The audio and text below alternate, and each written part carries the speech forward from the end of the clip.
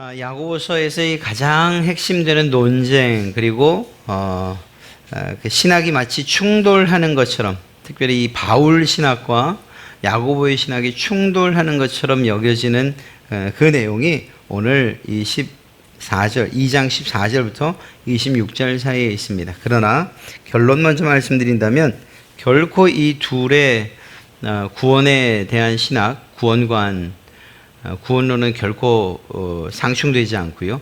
오히려 구원받은 사람들의 삶에 대한 분명한 이야기, 사도 바울도 강조했던 바 그러한 분명한 이야기들. 그래서 서로 용어가 같지만 그러나 그것들이 의미하는 바가 다르다는 것을 이렇게 생각하면서 우리 믿는 사람들이 어떻게 살아야 하는가 하는 그러한 해답을 우리는 얻게 될 것입니다. 야고보 사도는 분명하게 이야기를 합니다. 죽은 믿음에 대해서 여러 차례 계속하여 이야기를 하고 있습니다. 이런 이야기를 먼저 질문으로 던지죠. 만일 사람이 믿음이 있노라 하고 행함이 없으면 무슨 유익이 있는가? 믿는다고 하면서 나는 믿는 사람입니다 라고 말했는데 그에게 믿음을 가지고 있는 사람이 마땅히 행해야 될 행동이 없다면 그것이 어떻게 믿음이라고 말할 수 있겠는가, 이렇게 이야기를 하고 있습니다. 그리고 실제적인 어떤 행동들을 예로 드는데 그것이 어렵고 힘들고 가난한 사람들을 돕는 것, 그것으로서 이야기하고 있죠. 15절 말씀을 보면 만일 형제나 자매가 헐벗고 일용할 양식이 없는데 너희 중에 누구든지 그에게 이르되 평안히 가라, 덥게 하라, 배부르게 하라 하며 그의 몸에 쓸 것을 주지 않냐면 무슨 유익이 있으리요. 즉 다시 말해서 믿는 사람이라고 한다면, 그래서 예수님께서 하나님을 사랑해라, 내 이웃을 내 몸처럼 사랑해라, 이것이 하나님께서 우리에게 주신 율법이니라, 그것이 완성이니라 라고 말씀하셨던 예수님의 말씀을 믿는다면, 그렇다고 한다면 이웃들에 대한 사랑, 그것이 무엇으로 나타나야 되거든요. 이렇게 힘들고 어려운 사람들에게 가서 가서 밥 먹어라, 가서 따뜻하게 지내야지, 편안하게 가라 라고 하는 이 말로써 그 믿음이 증명될 수 있느냐, 이것을 이야기하는 거예요. 예수님의 말씀을 믿는다고 한다면 예수님이 하신 그 말씀들을 행동으로 옮기는 일이 같이 수반되어야 되지 않느냐 하는 것이죠. 그러니까 말만 하지 말고 그들에게 실제적으로 그것들을 제공해야 된다, 이렇게 이야기를 하면서 말뿐인 것과 그리고 행함의 이 차이를 분명하게 이야기하고 있는 것을 보게 됩니다.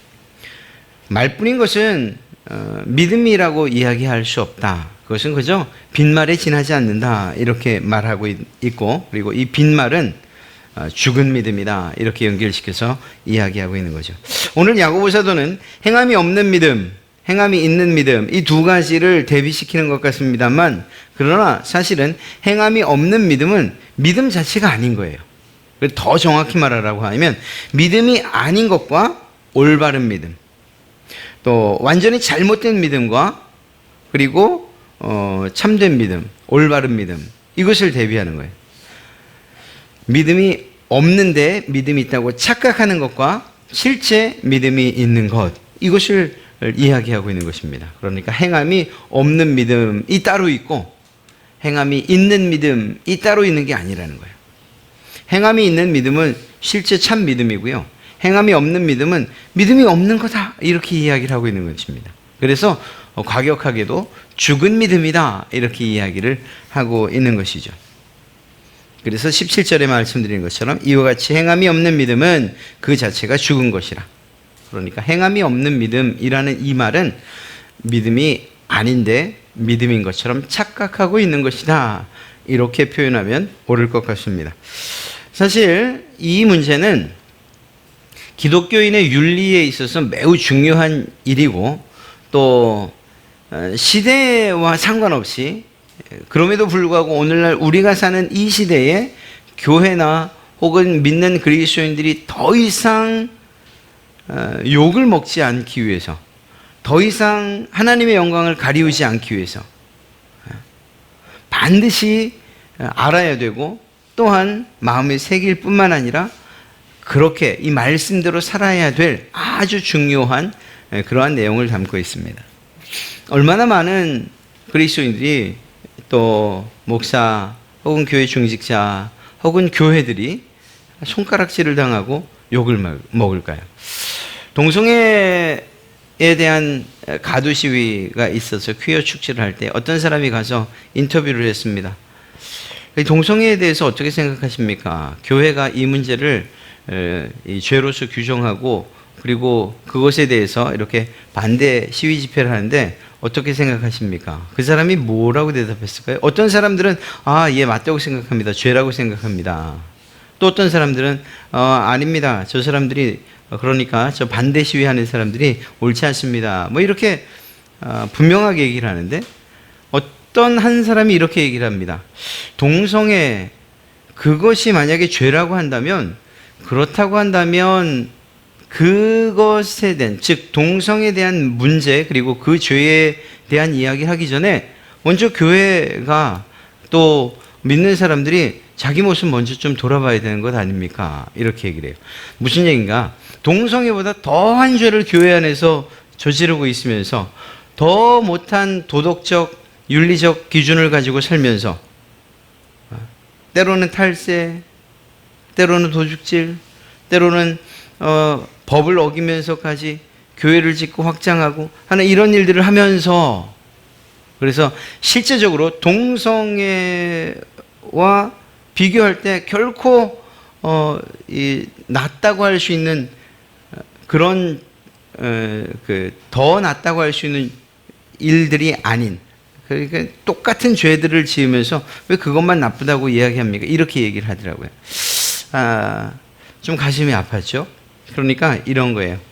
오늘날 우리 교회가 우리 다른 교회 이야기할 것 없이 우리 갈릴리 교회가 이 지역 안에서 예수님을 믿는 사람들이구나.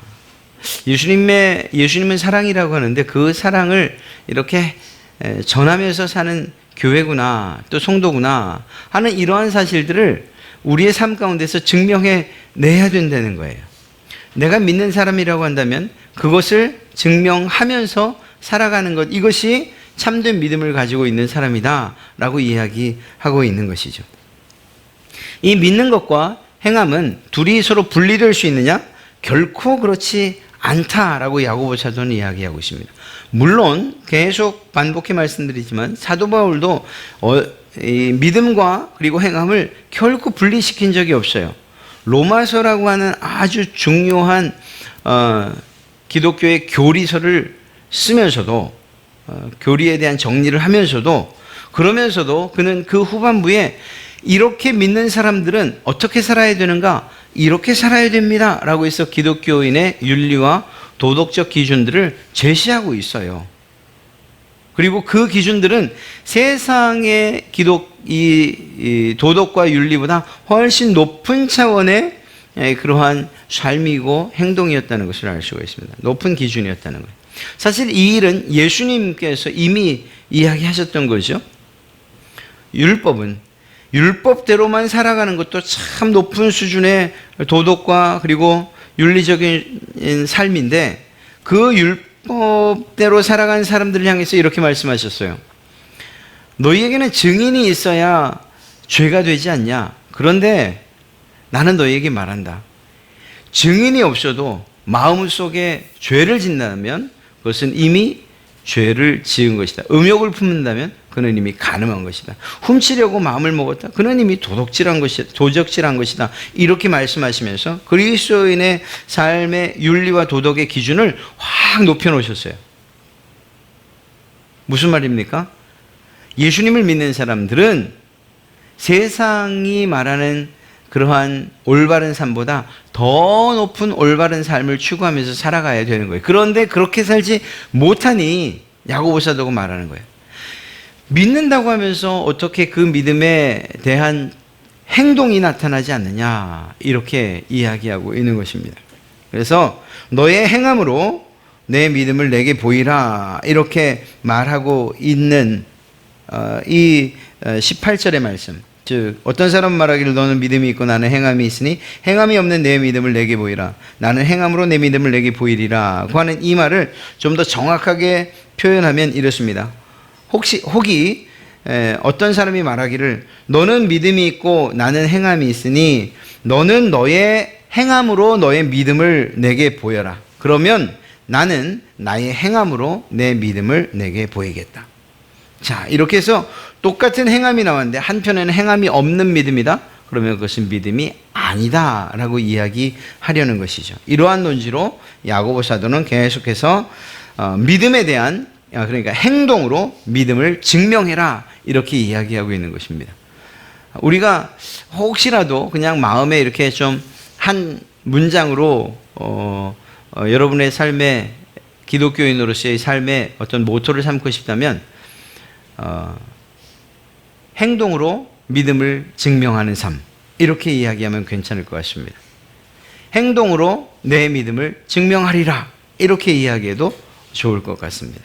우리의 믿음은 반드시 우리의 삶의 행동으로 증명되어져야 되는 거예요.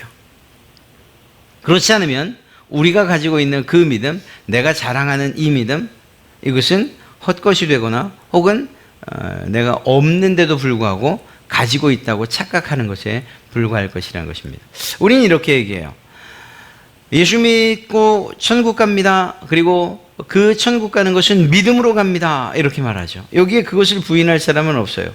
우리는 예수님을 믿고 천국 가는 거예요. 예수님을 믿고 구원받는 거예요. 그리고 그 구원에 대해서는 하나님께서 전적으로 이 하나님께서 우리에게 베풀으신 은혜이기 때문에 사실 당신 구원받았습니까? 라는 말을 할 때 섣부르게 대답하기가 너무 힘들어요. 또 여러분들에게 누군가가 아니면 제가 구원받으셨습니까? 얘기할 때 구원받았다고 하자니 교만한 것 같고 아니라고 하자니 그럴 수도 없고 이런 어떤 대답하지 못하는 이런 그런 순간들이 있지 않으셨습니까? 그럴 수는 있어요. 그래요. 우리는 그럴 수 있어요. 그리고 전적으로 우리의 구원이 하나님의 손에 달린 것도 맞아요. 그러나 이런 일들은 있어서는 안 된다라고 하는 것이 이 야고보 사도의 말이에요. 나는 제가 스스로 말하기를 나는 예수님을 믿어. 그래서 내가 구원받았어. 라고 그렇게 확신할 수는 있잖아요. 여러분들도 그런 확신을 가지고서 신앙하시잖아요. 비록 죄를 짓고 넘어져도 그래도 그 자리에서 일어나서 여전히 이 죄 또한 하나님께서 예수님께서 용서해 주셔서 나는 구원받기에 합당해. 부족함이 없어. 이런 믿음을 가지고 우리가 한평생 살아가는 건 맞잖아요. 그런 믿음은 누구에게나 있어야죠. 그 믿음조차 없으면 그거야말로 문제죠. 그런데 이때에 그 믿음이라는 것, 그래서 나 혼자 나는 분명히 구원받을 수 있어. 난 구원받기 합당한 믿음이 내게 있어. 라고 이렇게 스스로 다짐하고 또 스스로 인정하는 것이라고 한다면 그것이 증명되어져야 된다는 거예요. 행동으로, 삶으로. 만약에 제가 나는 구원받았습니다. 나는 예수님을 믿고 구원받았습니다. 라고 말하는데 제 삶은 예전의 삶과 전혀 변함없고 그리고 날마다 죄를 짓고 그리고 정말 그 적극적인 죄뿐만 아니라 하나님께서 해야 된다고 명령하신 그 명령을 따라서 살지 않는다고 하면 그러면 문제는 제가 착각하고 있다라는 것입니다. 나는 구원받았다라고 그렇게 생각을 하고 있으나 내 삶을 통해서 그리스도의 명령들이 조금도 지켜지지 않고 행동되어지지 않는다면 그것은 내게 믿음이 아예 없는 것이라 이렇게 보시겠다는 거예요. 사실 어려운 문제이긴 합니다. 우리는 어떤 행동으로서 구원받는 사람들이 아니기 때문이에요. 그것을 이 야고보 사도는 이 아브라함의 이야기를 통해서 잘 해주고 있습니다. 21절 말씀을 보면 우리 조상 아브라함이 그 아들 이삭을 제단에 바칠 때 행함으로 의롭다 하심을 받은 것이 아니냐. 이 말에 다들 걸려 넘어지는 거죠.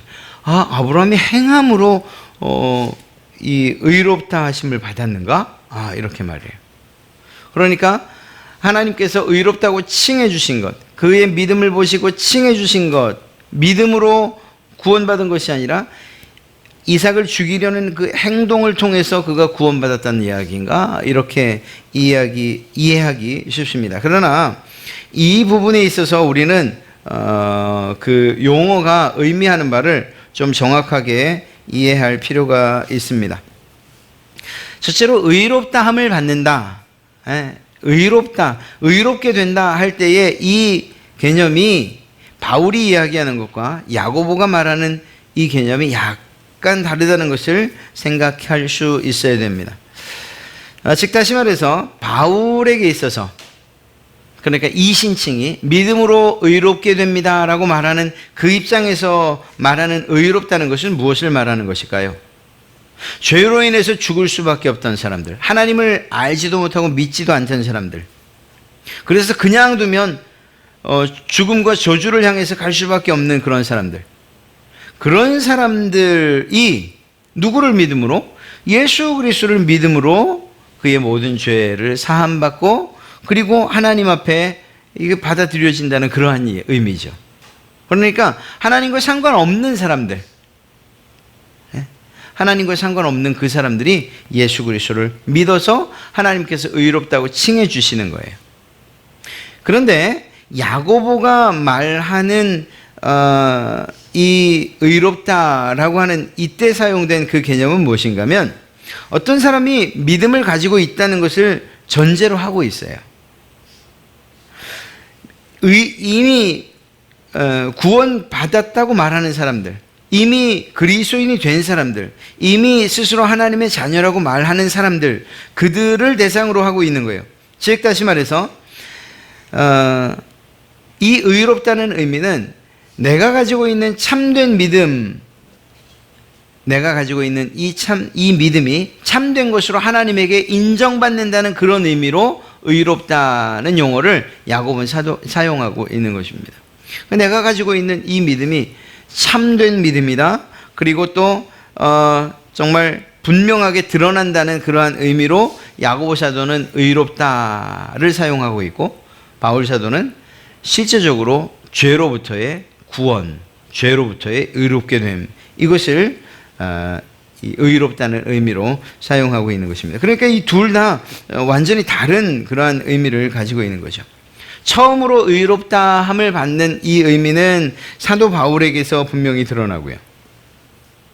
야고보 사도는 이미 믿는 자들이 자기가 가지고 있는 이 믿음이 옳은가에 대해서 하나님이 인정하시는 이 일을 의롭다라고 이야기하고 있는 것입니다. 그러니까 완전히 다른 의미라고 할 수 있어요. 뿐만 아니라 행함에 대한 이 의미도 마찬가지입니다. 사도 바울은 계속해서 강조하고 있어요. 율법의 행위로는, 우리 인간의 어떤 공로로는 의롭다함을 받을 수 없다, 구원받을 수 없다, 이렇게 이야기를 합니다. 이때의 행함, 이것은 하나님 앞에서 처음으로 의롭게 되는 이 의롭게 되는 과정 가운데서의 행위를 이야기하는 거예요. 이러한 경우에는 그 누구도 어떤 행위로도 어떤 자기의 노력으로도 공로로도 구원받을 수 없어요. 맞습니다. 그러니까 처음 구원받을 때의 그 구원은 우리 편에서 오는 것, 우리 편에서의 노력, 공로, 그리고 행동, 어떤 행위, 이것으로부터 구원을 얻는 것이 아니기 때문이죠. 그러니까 이제 내가 의롭게 되기 위해서, 구원받기 위해서 어떤 일을 해야겠다, 또 어떤 노력들을 해야겠다, 이게 아무런 의미가 없다는 것이에요. 사도 바울이 말하고 있는 행위는 바로 그것이에요. 그런 면에서 우리의 구원은 행위로부터 나는 것이 아니다, 이렇게 말하고 있는 것이죠. 하나님께서 우리를 의롭다고 칭해 주시는 것으로 우리가 의롭게 되는 거예요. 반면에 야고보 사도가 말하는 행함이라는 것은 무엇인가 하면 역시 이미 믿음을 전제로 하고 있어요. 어떤 사람이 예수 그리스도를 믿고 난 이후에 믿음으로부터 나오는 믿는 것 이후에 하는 그의 모든 행동을 포함하고 있는 것입니다. 예수님을 믿기로 결정하고, 그리고 나 구원받았습니다, 나 이제 성도가 되었습니다, 나 이제 그리스도인이 되었습니다 라고 그렇게 고백한 이후에 그에게 나타나는 모든 행동을 바로 행위라고 이야기하고 있는 것이죠. 그러니까 완전히 다른 거예요. 그렇게 본다면 믿음의 열매로서의 행위를 야고보는 이야기하고 있고요. 사도 바울이 말하는 행위는 구원의 조건으로서의 행위를 이야기하는 거예요. 그래서 사도 바울은 구원의 조건으로서 행위는 결코 있을 수 없다 말하고 있고, 야고보가 이야기하는 이 행위는 믿느냐? 믿는 사람에게 나타나고 맺어져야 될 열매, 이것이 바로 행위고, 그 행위가 있어야 바로 올바른 믿음을 가진 사람이다, 이렇게 이야기하고 있는 것이죠. 그러니까 완전히 다른 그러한 이야기를 하고 있는 거예요. 그러니까 동일한 단어를 쓰고 동일한 이 말을 사용했지만, 그러나 개념이 이렇게 한편은 사도 바울의 편에서는 믿지 않는 사람들, 전혀 하나님과 상관없는 사람들이 의롭게 되는 것, 전혀 상관없는 사람들이 자기의 행동으로 구원을 받겠다고 하는 이런 것들, 이건 의미가 없다고 말하는 반면에, 야고보 사도는 의롭게 되는 것, 네가 믿음이 있다고 하면 그 믿음에 상응하는 그러한 하나님의 인정, 그것이 의롭다라는, 하나님의 의롭다라는 말로서 그 인정을 받게 될 것이고, 또 행위는 믿느냐? 그렇다면 그 믿음의 열매로서의 행위를 야고보 사도는 강조하고 있는 것입니다. 이 아브라함의 사건을 야고보 사도는 이렇게 말하고 있습니다. 22절이죠. 내가 보거니와 믿음이 그의 행함과 함께 일하고 행함으로 믿음이 온전하게 되었느니라. 두 가지를 이야기하고 있습니다. 첫째는 믿음이 그의 행함과 함께 일했다. 언뜻 들으면 믿는 것과 그리고 사람의 행동, 이것이 함께, 그래서 마치 하나님과 우리가 구원을 함께 이루어가는구나, 이렇게 착각할 수 있는 그러한 내용이긴 하지만 그것이 아니고요. 이것을 정확한 의미를 이야기하라고 한다면 믿음은 행함으로 나타나야 된다는 사실을 이야기하고 있는 거예요. 믿음이 그의 행함과 함께 일하였다라는 이 말의 의미는 참된 믿음은 행함으로 나타나야 된다. 행함으로 증명되어야 된다. 제가 계속해서 반복하는 그 이야기가 여기에 담겨 있는 것이죠. 두 번째요. 행함으로 믿음이 온전케 되었다라고 하는 이 말, 여기서 온전케 되었다라고 하는 이 말의 의미는 어떤 풍성함 혹은 충만하게 발전되어 갔다라는 그러한 의미인데요. 이것을 좀 더 쉽게 이야기하면, 아브라함에게 믿음이 있었어요. 그러나 그가 처음부터 아주 하나님께서 흡족히 여기실 만한 믿음을 가지고 있었는가? 그렇지 않았어요. 처음에는 매우 초보적이고 어린아이와 같은 그런 믿음을 가지고 있었어요. 그러다 보니까 자기 아내를 누이라고 속이기도 했어요. 그러다 보니까 롯과 헤어질 때에 네가 먼저 선택을 해라, 이런 말도 했어요. 그가 하나님을 전적으로 신뢰하지 못했던 그런 실수들이 그의 삶 가운데 많이 나타나요. 그런 믿음을 가졌었는데 시간이 흐르고, 그리고 하나님에 대한 믿음이 점점 굳건해져 가는, 그래서 그 믿음이 점점 성숙해져 가고 견고해져 가는 그러한 단계에 이르렀다라고 하는 그런 의미로 받을 수 있는 것이죠. 그래서 아브라함의 이야기를 할 때에 그가 처음 연약한 믿음이었으나, 부족하고 초보적인 믿음이었으나, 그가 하나님을 믿는 믿음이 점점 성장해 갔다는 것을 이야기해요. 그리고 그렇게 성장해 가고 인정받을 만한 믿음이 뭘로 나타났느냐? 이삭을, 자기 아들을 하나님의 명령에 따라 순종해서 제물로 바치려 하는 행동으로 나타났다는 것을 말하고 있는 것입니다. 만약에 여전히 유아적이고 초보적인 믿음이었으면 아들을 제물로 바치는 일을 했을까요? 할 수 없다는 거죠. 할 수 없다는 거예요. 이건 우리도 사실 마찬가지 아닙니까? 우리가 처음 예수님을 믿을 때에, 그때에는 정말 하나님의 말씀이 우리에게 분명히 전달되고, 또 그것이 우리에게 은혜요 복이라는 사실을 알매도 불구하고 그 말씀을 순종하는 것들이 얼마나 어려워요. 그러나 신앙생활을 하면서, 그리고 하나님을 점점 깊이 알아가면서 그에게 변화되는 것이 무엇입니까? 믿음이 성숙해가고 자라가서, 그래서 여전히 유아적이고 초보적인 믿음에 있는 사람들이 볼 때는 이해할 수 없는 그러한 삶을 살아가는 거죠. 행동으로서 나타내는 거예요. 마치 아브라함이 그랬던 것처럼. 아브라함의 행동을 이해할 수 있겠습니까? 그의 종들이나 사라가 할 수 없지요. 그러나 그 차이는 무엇이에요? 하나님을 향한 믿음이 아브라함에게는 견고히 있었고, 사라나 종들은 하나님에 대한 그 믿음, 그것에 대한 믿음이 없었다, 이렇게 말할 수 있어요. 이 믿음이 없음과 믿음이 견고하다는 것이 어떤 것으로 나타났습니까? 실제 행위, 아들을 바치는 행위로 나타났던 거죠. 성경을 보니까 사라에게 아무 말도 하지 않았어요. 만약 말을 했다면 어떻게 됐을까요? 어머니가 그 일을 하라고 그렇게 해도 된다고 말하는 그런 어머니가 있겠어요? 그러니까 하나님의 말씀 그리고 그 명령에 순종하지 못할 것을 알았으니 말하지 않았어요. 종들도 산 밑에 두고 올라갔어요. 하나님과의 깊은 관계가 없고 믿음이 없는 그 종들이 주인이 아들을 죽이려고 할 때에, 이삭을 죽이려고 할 때 그 종들이 가만히 있었겠습니까? 아유, 우리 주인님 노망나셨네, 이러지 않겠어요? 그걸 붙잡고 못하게 했겠죠. 그러니까 아예 아래 놓고 올라갔어요. 그리고 우리는 그 믿음을 성숙하고 견고한 믿음이라고 이야기해요. 그 견고한 믿음과 성숙한 믿음이 드러낸 행동은 아들 이삭을 하나님께 드리는 그 명령에 순종하는 것으로 나타났던 거죠. 이러한 의미에서 이야기하고 있는 것입니다. 23절에서 이 사실에 대해서 더 분명히 이야기하고 있어요. 무슨 말인가 하면 지금 아브라함에게 나타난 이 믿음, 그리고 또 의롭게 됨, 의롭게 칭함받은 것이 하나님을 알지 못하고 또 그리고 구원받지 못한 사람이 의롭게 된 것을 이야기하는 것이 아니라는 것을 분명하게 이야기해 주고 있는데, 23절을 보면 이렇게 기록하고 있습니다. 이에 성경에 이른 바 아브라함이 하나님을 믿음이 이것을 의로 여기셨다는 말씀이 이루어졌고 그는 하나님의 벗이라 칭함을 받게 됩니다. 하나님의 벗이라 칭함을 받게 돼요. 이 말이 무슨 말일까요?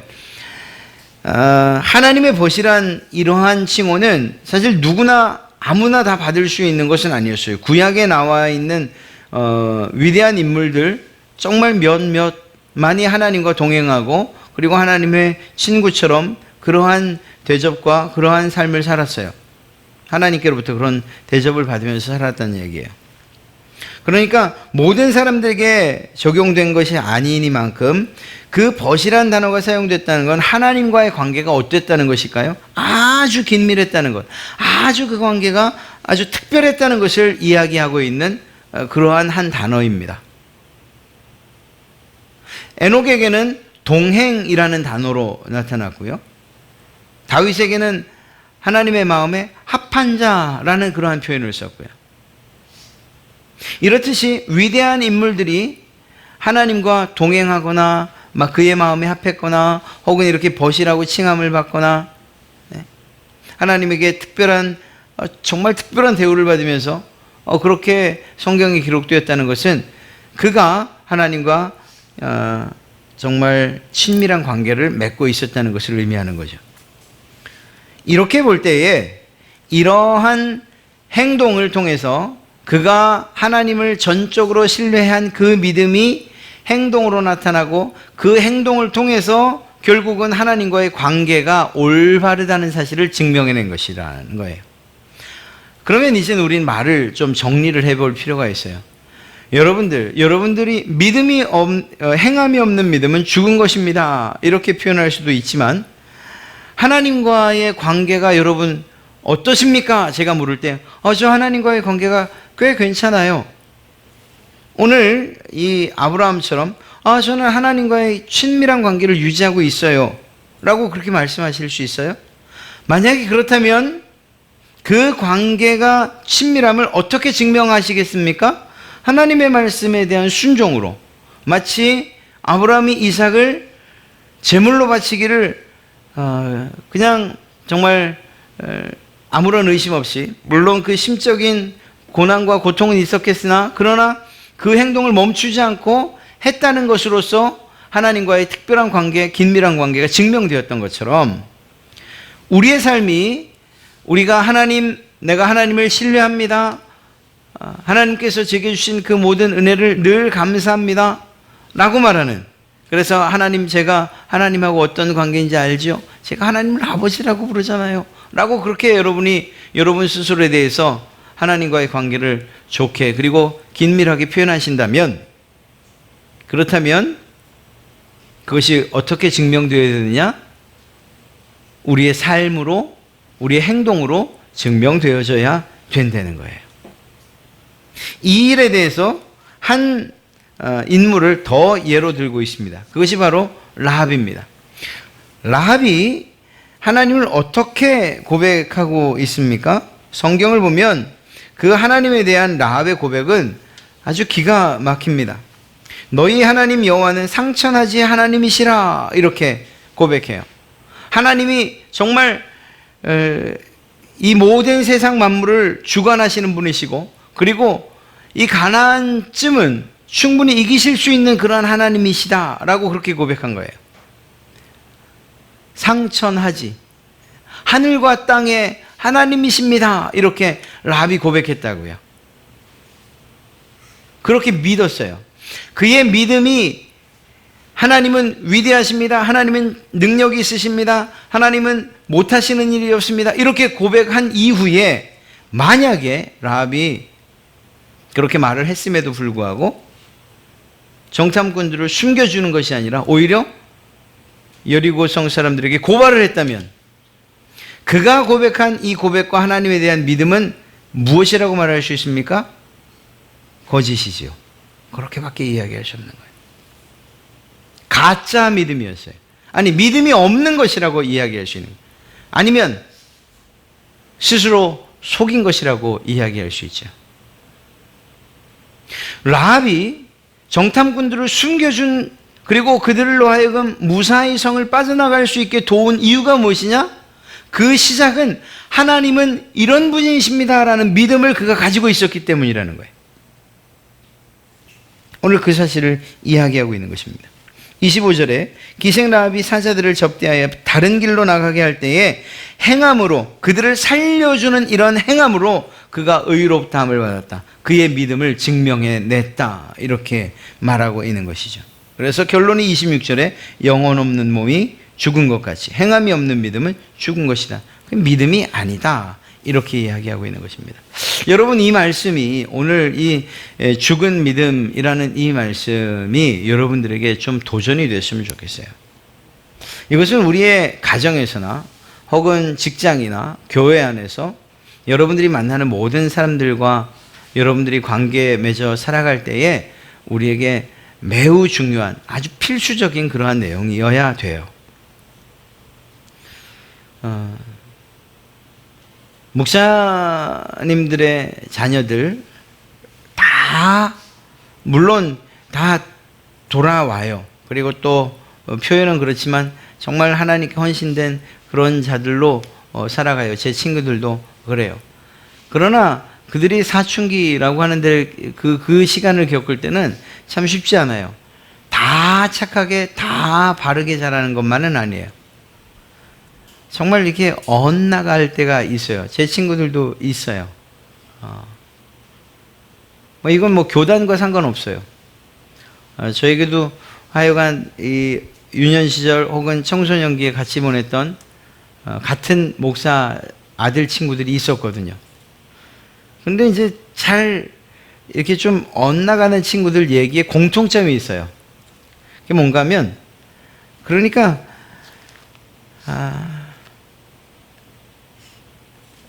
목사로서 설교를 하는 아버지하고 집에서 아버지가 너무 다르다는 거예요. 이게 제일 많았어요. 참 감사하게도 저는 그런 아버지가 아니었어요. 그래서 저도 딱히 참 착하게 산 건 아니지만, 하여튼 저희 아버님은 그러지는 않았어요. 그건 매우 중요해요. 뭘 얘기하는 걸까요? 그러니까 정말 하나님의 말씀을 가리키는 그 사람에게 필요한 것은 무엇인가 하면 그 말씀대로 사는 삶이 중요한 거예요. 이게 목사에게만 필요한 것이냐? 그건 아니죠. 여러분들에게도 필요한 거예요. 누군가 여러분들을 보고서 정말 예수 믿는 사람들 내가 생각했던 것과 별로 틀리지 않아. 이렇게 여러분을 만약 비아냥거리는 것, 조롱하는 것처럼 이야기한다면 우리는 우리 삶을 한번 돌아봐야 되는 거예요. 여러분을 만나는 모든 사람들이 이렇게 말했으면 참 좋겠어요. 예수님 믿으세요? 어쩐지 그런 것 같았어요. 이런 이야기를 여러분들이 늘 날마다 매일 들었으면 좋겠어요. 이게 중요해요. 그게 단순하게 한 번의 만남은 아닐 거예요. 그것 때문에 여러분들이 그렇게 평가받는 건 아닐 거예요. 만약에 여러분들이 그런 이야기를 듣는다면 그 말씀을 하는 그분은 여러분을 계속 주변에서 보고 있었고 가까운 곳에서 먼 곳에서 또한 다른 사람들의 평판을 들었을 거예요. 그리고 최종적으로 여러분에게 한 이야기가 예수님을 믿으세요? 그런 것 같았어요 라는 그러한 말이 될 거예요. 이게 얼마나 중요한 이야기인가. 사실 안타깝게도 우리나라에도 믿는 유력한 사람들이 얼마나 많습니까? 종교계이건 혹은 정치계이건 아니면 경제계이건 아니면 거물 아니어도 그냥 여러분들 친구 사이에도 믿는 사람들이 얼마나 많습니까? 그러나 그들의 삶을 한번 돌이켜볼 필요는 있어요. 예수님을 믿는 사람으로서의 그러한 본을 보이며 사는지, 본은 되지 않아도 상관없어요. 그 사람이 믿는다고 하는데 그 믿음에 합당한 행동으로서의 행동을 하며 삶을 살아가고 있는가, 이런 것들을 한번 주의 깊게 한번 살펴보세요. 만약에 그렇지 않은 분들이 있다고 한다면 가서 특별히 뭐라고 하실 건 아니고요. 그냥 나는 정말 하나님이 기뻐하시는 모습으로 살아야지, 이렇게 다짐하면 오늘 말씀이 그것을 이야기하고 있는 것 아닌가 생각합니다. 결코 교회는 기본적으로는 세상으로부터 핍박을 받을 수밖에 없어요. 그러나 그 핍박이 교회의 죄나 혹은 악함 때문이어서는 안 돼요. 교회 구성원들, 목사나 혹은 중직자들이나 교회 어떤 성도들이 정말 죄를 짓는 것 때문에 손가락질을 받아서는 안 되는 거예요. 그게 아니고 세상은 근본적으로 교회를 향해서 이런 대적하는 관계에 있다는 이 의미는 우리가 바르게 살아도, 하나님의 말씀대로 살아도 그렇다는 것을 의미하는 거예요. 그런 면에서 볼 때 오늘 이 야고보 사도가 이야기하고 있는 영혼이 없는 몸이 죽은 것 같이 행함이 없는 믿음은 죽은 것이다. 죽은 것이 아니라 없는 것입니다. 여러분들의 삶에, 우리의 삶에 이러한 믿는 이로서의 행동이 없다면 그에게는 믿음이 없는 것이다. 야고보 사도는 이렇게 오히려 강력하게 이야기하고 있습니다. 죽은 것이니까 없는 것이라 마찬가지죠. 그리스도인은 언제나 자기 스스로 혹은 가정 혹은 사회 혹은 교회 안에서의 믿음에 대한 책임을 지면서 책임을 지켜가면서 책임과 의무를 이행해 가면서 살아야 되는 사람들이라는 것을 꼭 기억하십시오. 아버지로서, 어머니로서 혹은 직장에서의 상사로서 혹은 부하로서, 직원으로서, 교회 안에서 직분자로서 혹은 일반 성도로서도 간에 오늘 하고 있는 말씀, 내 믿음은 내가 삶으로 그리고 내 행동으로 증명하리라 라는 이러한 마음을 가지고서 살아가셔야 돼요. 그래서 세상으로부터 인정받을 뿐만 아니라 비굴하게 인정받는 거 말고요, 그냥 그 사람들이 감동받아서 인정받는 이러한 인정들과 무엇보다 하나님에게로부터 우리의 믿음에 대한 인정을 우리의 삶을 통해서 받을 수 있어야 하지 않겠습니까? 그것을 야고보 사도가 지금 이야기하고 있는 것입니다. 사랑하는 성도 여러분, 이것이 야고보의 공동체에게만 해당된 이야기가 아니고 오늘날 우리에게도 매우 중요하게, 그리고 늘 기억하면서 살아야 될 말씀이 되셨으면 참 좋겠어요. 그래서 누구를 만날 때도 내가 이렇게 말하는 것이 정말 믿는 사람으로서의 언행인가, 또 행동하는 것도 누가 보건 보지 않건. 제가 여러분들에게 늘 말씀드리는 게 그거잖아요. 우리 일단 기초 질서부터 좀 지키면서 삽시다. 무단횡단하지 말고, 침 뱉지 마시고, 휴지 같은 거 버리지 마시고, 휴가철 가서 어디 가셨으면 좀 싸갖고 오시고, 이런 이야기를 하는 건요, 가장 기본적인 것이 지켜질 때 그 다음이 지켜지는 거예요. 이런 것들을 정말 한번 상상을 해보세요. 우리가 버리고 간 쓰레기에 혹시라도 주보라도 하나 끼어 있어서 거기 갈릴리 교회에 있으면 참 창피하지 않겠어요? 그런 거예요. 그 사람들 혹은 그 사람들이 뭐라고 하지 않아도 우리의 양심이 그것을 우리들을 향해서 우리 스스로 고발하게 한다면 그것은 분명하게 잘못된 일이라고 생각합니다. 이러한 점들을 생각하시면서 오늘 말씀 꼭 기억하시고 행함이 있는 그러한 믿음으로써 그 여러분들의 믿음이 증명되어지시기를 주님의 이름으로 축복합니다.